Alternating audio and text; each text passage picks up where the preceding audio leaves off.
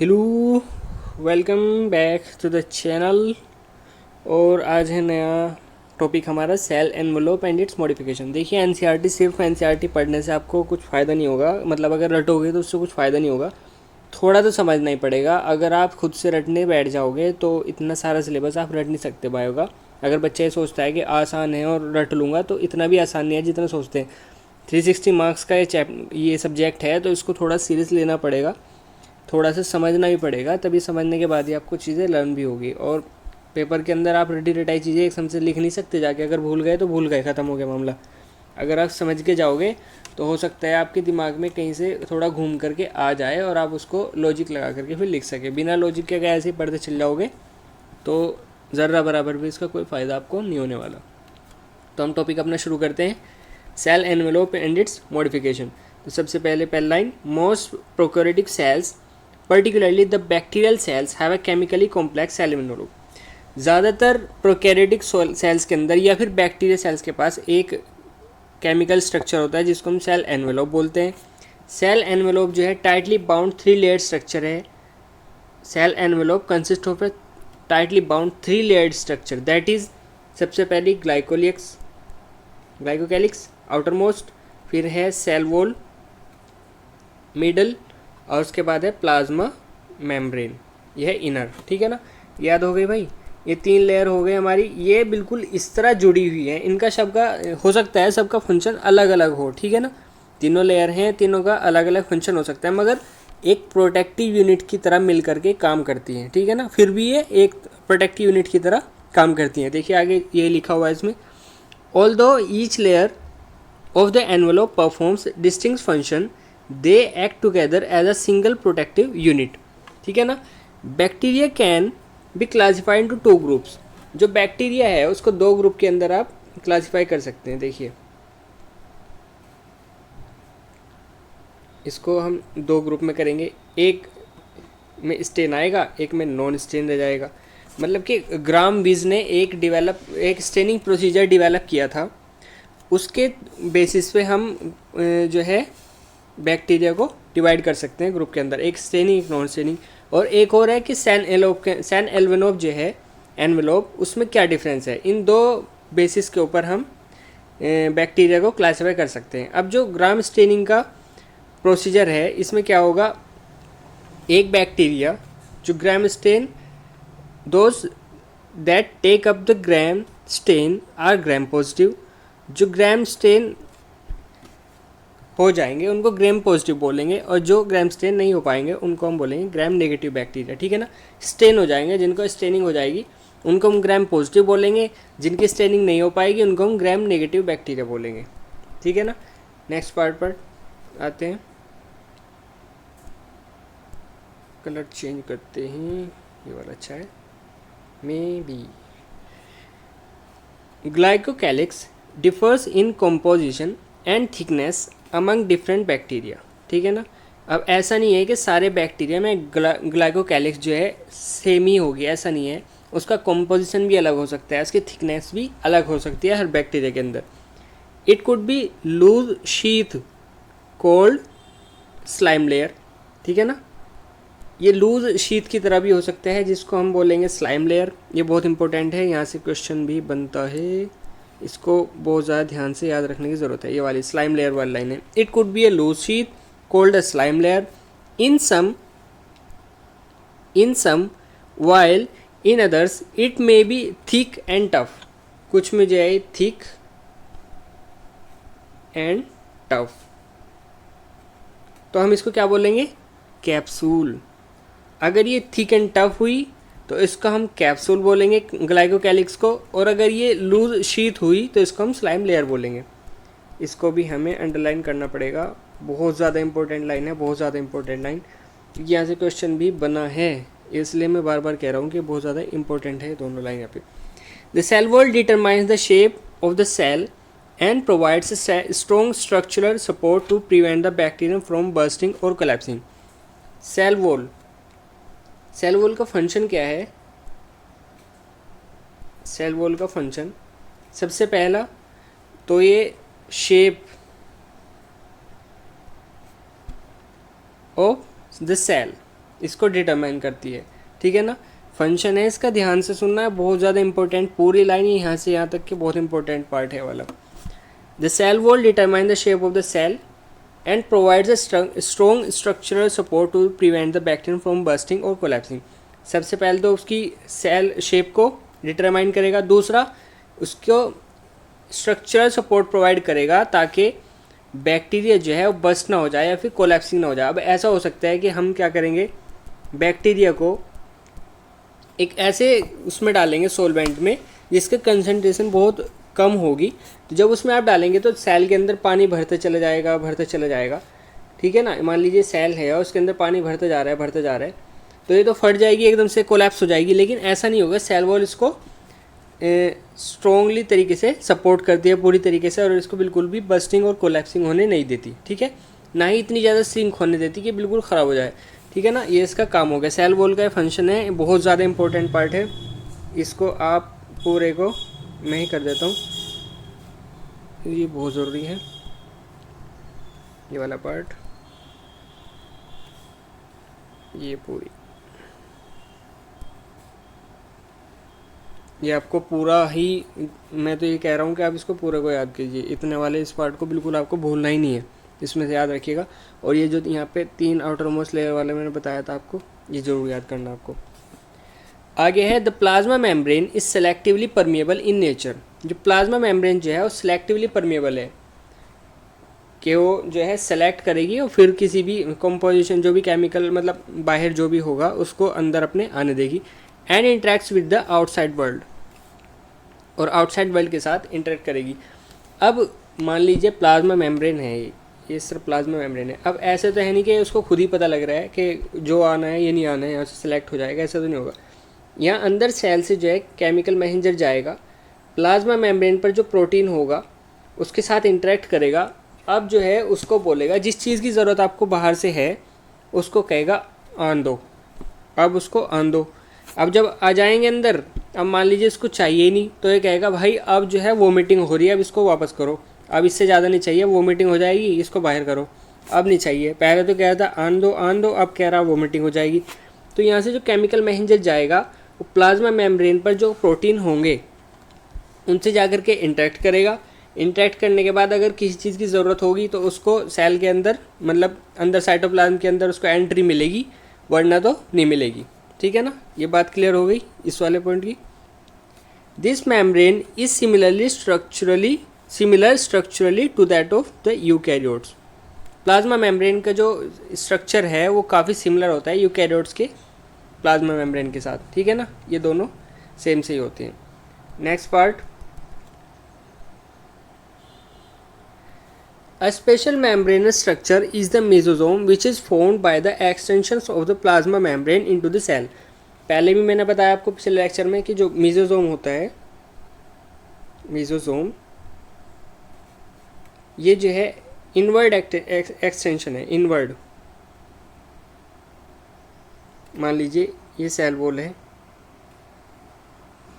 ठीक है ना, ये ऐसे कुछ इस तरह होता है, देखिए ये सेल वॉल हो गई और ये इसके अंदर ये है प्लाज्मा मेम्ब्रेन। प्लाज्मा मेम्ब्रेन का ही कुछ एक्सटेंशन इस तरह होता है, अंदर की तरफ जो है मुड़ गई, मान लीजिए जैसे कि उसमें होता था सार्कोलेमा के अंदर आपका इनवर्ड एक्सटेंशन जो होता था उसको टी-ट्यूब्यूल भी बोलते थे हम, ठीक है ना। अब ये हो गया, अंदर चला गया इसके, इसको हम बोल देंगे mesosome which is formed by the extensions of plasma membrane into the cell. Into the cell की बात हो रही है, आउटसाइड द सेल नहीं हो रही है, इनटू द सेल।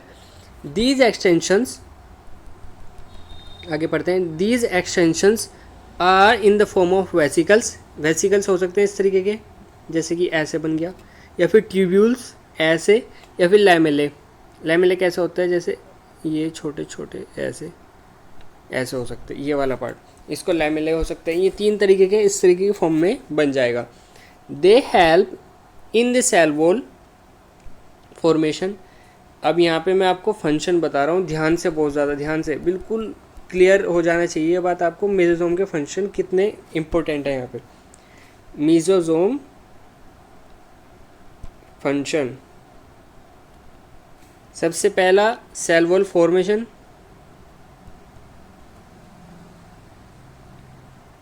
ठीक है भाई, सेल वॉल फॉर्मेशन पहला। दूसरा डीएनए रेप्लिकेशन, डीएनए रेप्लिकेशन। फिर है distribution to daughter cells, formation हो गया, सेल वॉल फॉर्मेशन हो गया, डीएनए रेप्लिकेशन हो गया, डिस्ट्रीब्यूशन टू डॉटर सेल्स हो गया, मतलब उसके बाद डिस्ट्रीब्यूशन होगा डॉटर सेल्स के लिए। They also help in respiration secretion processes to increase the surface area of the plasma membrane and enzymatic content. ये समझ रहे हैं, इसके सारे फंक्शन है, बहुत ज़्यादा इंपॉर्टेंट है, बहुत ज़्यादा इंपॉर्टेंट है। मेसोसोम के फंक्शन आप दोबारा सुन लीजिए, cell wall formation, DNA replication, distribution to daughter cells, help in respiration secretion processes, increase the surface area of plasma membrane and enzymatic content. आगे है in some prokaryotes like cyanobacteria, cyanobacteria blue green algae याद होगा आपको, blue green algae, इसको हम बोलते हैं cyanobacteria, ठीक है ना, याद होगा आपके, पहले बताया था मैंने last lecture. In some prokaryotes like cyanobacteria there are other membranous extension into the cytoplasm called chromatophores which contain pigments, ठीक है ना।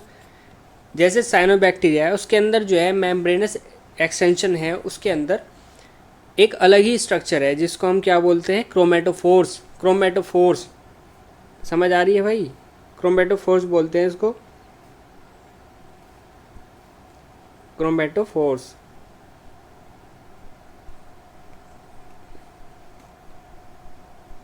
इसमें क्या है, पिगमेंट, कौन सा है, क्लोरोफिल ए, ठीक है ना। क्लोरोफिल ए क्या करता है, हायर प्लांट्स के अंदर पाए जाते हैं, ये तो पता होगा ना। अब इसको फोटोसिंथेसिस कराएगा, जैसे इसके अंदर फोटोसिंथेसिस आया, इसका मतलब क्या हुआ, ये अपना खाना खुद बना पाएगा, ये वाला बैक्टीरिया अपना खाना खुद बनाएगा। जब खाना खुद बनाएगा तो साइनोबैक्टीरिया क्या हुआ, बताओ ज़रा, अगर समझ में आ रहा है कुछ। ये हो गया autotroph,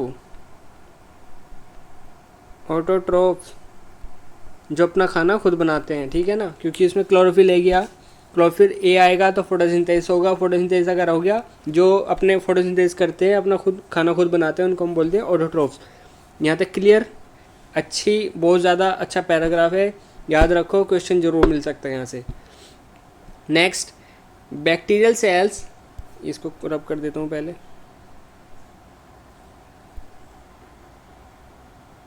bacterial cells may be motile और नॉन मोटाइल। जो बैक्टीरिया की सेल होती है वो लोकोमोटिव भी हो सकती है, मतलब चल भी सकती है, और नॉन मोटाइल भी हो सकती है, मतलब आगे मूव ना करे, ऐसे भी हो सकता है, मूवेबल और नॉन मूवेबल भी हो सकती है। If motile they have thin filamentous extension from their cell wall. अब याद रहे, मीजोजोम जो था वो प्लाज्मा मेम्ब्रेन का इनवर्ड एक्सटेंशन था, इनवर्ड, ठीक है ना, ये इनवर्ड एक्सटेंशन था। एक मिनट रुको भाई, जरा मैं पेन निकाल लूँ। इनवर्ड एक्सटेंशन था। अब आपके पास क्या आ गया, फिलामेंटस।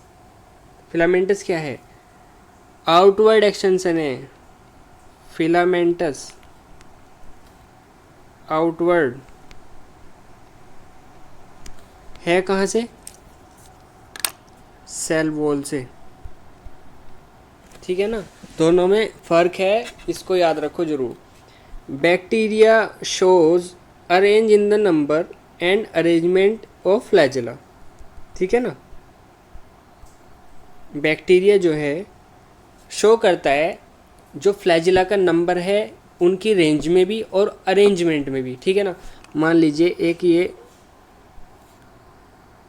बैक्टीरिया मान लीजिए है, तो इसके फ्लैजेला यहाँ आ गया, एक बैक्टीरिया ये है, एक यहाँ आ गया, एक यहाँ आ गया।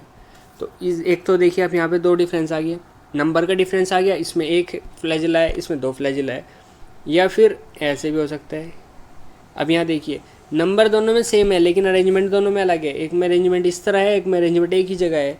तो ये अलग अलग तरीके से, इस तरीके से अरेंजमेंट में फ़र्क आएगा और नंबर ऑफ फ्लैजिला में भी फ़र्क आएगा। नेक्स्ट पार्ट क्या है हमारा, bacterial flagella is composed of 3 parts, 3 part से बना होता है। सबसे पहला फिलामेंट, हुक, बेसल बॉडी, ठीक है। इन 3 पार्ट से जो है फ्लैजिलम बना होता है बैक्टीरिया का। The filament is the longest portion and extend from the cell surface to the outside, ठीक है ना। सेल सरफेस से जो पार्ट लगा हुआ होगा वो फिलामेंट है, और लॉन्गेस्ट पोर्शन जो है वो फिलामेंट ही है एक फ्लैजिला का, ठीक है। ये पार्ट आपके याद हुआ। Next, besides flagella pili and fimbriae are also surface structures of the bacteria but do not play role in motility. अब देखिए फ्लैजिला का काम क्या था, मोटिलिटी में वर्क कर रहा था, मोटिलिटी। लेकिन अभी हमारे पास 2 स्ट्रक्चर और नए आए हैं, कौन कौन से, एक तो आया है पिलाए और दूसरा आया है फिम्ब्रे। लेकिन इन दोनों का ही कोई काम नहीं है मोटिलिटी के अंदर, ठीक है ना। अब फ्लैजिला कौन से प्रोटीन से बना है, यहाँ पे प्रोटीन नाम नहीं दिया, इसमें देखिए आगे पढ़ते हैं पहले हम। द पिलाए आर इलॉन्गेटेड ट्यूबलेस स्ट्रक्चर हैं made up of a special protein बना हुआ है पिलाए, लेकिन प्रोटीन का नाम नहीं है, मैं बता देता हूँ, पिलिन, बस इसी नाम पे बिल्कुल पड़ा हुआ है। फिर है आपका the fimbriae are small bristles like fibers sprouting out of the cell, ठीक है ना। सेल से बाहर निकले हुए, सेल सरफेस से बाहर निकले हुए छोटे छोटे, जैसे ब्रश नहीं होता इस तरीके के छोटे छोटे इस तरीके के टुकड़े से होते हैं, उनको हम फिम्ब्रे बोलते हैं। In some bacteria they are known to help attach the bacteria to rocks. Bacteria को अटैच कराएंगे रोक से मान ले कोई पत्थर है, पानी में कोई पत्थर है, तो उससे अटैच करने के लिए कुछ तो चाहिए ना, ऐसे थोड़ी जाके चिपक जाएगा। तो उसके लिए हमारा फिम्ब्रे का यूज़ हो रहा है इसमें। और या फिर होस्ट, जहाँ से अगर उसको किसी होस्ट पर अगर आप उसको चाह करके अपने खाना चाहिए, तो होस्ट टिश्यू पे चिपकने के लिए भी कुछ ना कुछ चाहिए, तो उसके लिए भी फिम्ब्रे ही वर्क करते हैं। Help to attach the bacteria, ये इंपॉर्टेंट पॉइंट है, यहाँ से मैं रब करके यहाँ से मैं इंपॉर्टेंट पॉइंट के लिए आपको वो कर देता हूँ। Bacteria flagellum is compose of 3 parts, ये इम्पोर्टेंट, ये भी इम्पोर्टेंट, ये वाला पार्ट अच्छा खासा बहुत अच्छे पार्ट चल रहा है। The pili longer tubular structure made of special protein pilin. The fimbriae are small bristles like fibre striveling out of the cell in some bacteria. ये जो फंक्शन है ना फिम्ब्रे का, इसको याद रखना बहुत ज़रूरी है, ठीक है ना। याद रहे, एक चीज़ और बता दूं,